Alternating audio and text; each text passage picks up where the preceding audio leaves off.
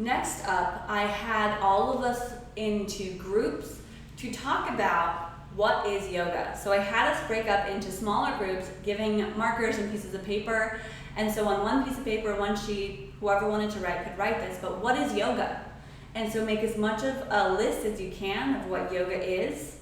And then on the flip side, after a few minutes of making that exhaustive list, or so, on the flip side, what is yoga not?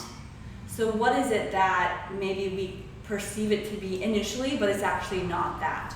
Or what is it that the media says it is, but it's not? So we went through what is yoga and what is not. I have a long list that we came up with, and then I also have my own sort of version. It's hard to say in one sentence or one simple definition what is yoga. It is so much more than that. So here we had people who, after we presented, what is yoga? Mindfulness, everything.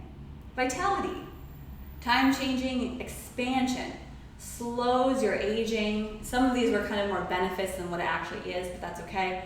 Balance, patience, awareness, peace, strength, flexibility, wholeness, wellness, focus, improvement, compassion, kindness, all these wonderful things. It's multi-layered, it's contemplative, it's community, it's lifestyle, it's challenging, can be challenging. It's also for everybody, it's also inclusive, it's awesome, it's physical, it's personal growth.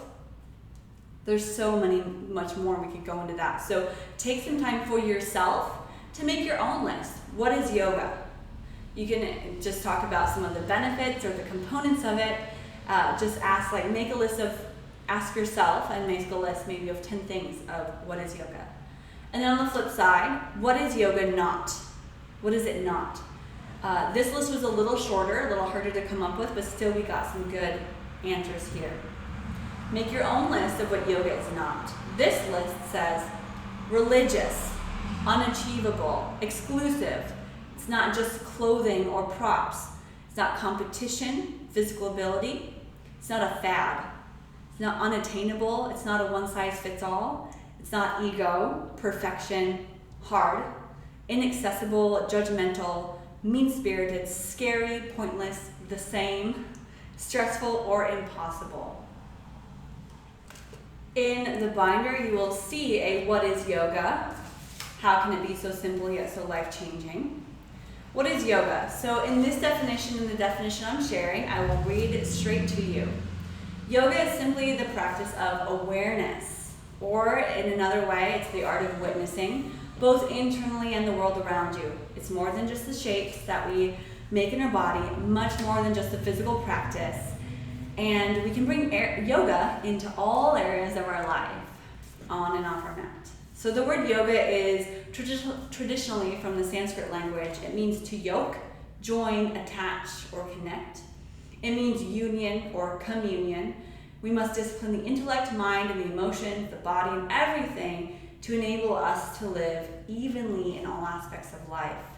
The first Yoga Sutra says that yoga is a cessation of the fluctuations of the mind, which means it's the calming of the body and the mind so that we can stop thinking so much. Pretty much. How can it be so simple yet life-changing? Life is what you perceive, and since energy and actions follow your thoughts, by practicing yoga, you can act how you want to feel and control the direction of your life. Every time you do a yoga class, you'll learn poses and movement and gravity to challenge your body. Yes, it'll help you burn fat, build muscle, and increase flexibility, but you'll also realize that stress can be controlled, and sometimes it can even be beneficial. Yoga is a personal journey, and you have to find what resonates with you and the style that resonates with you. And when you do, your body and your mind will follow.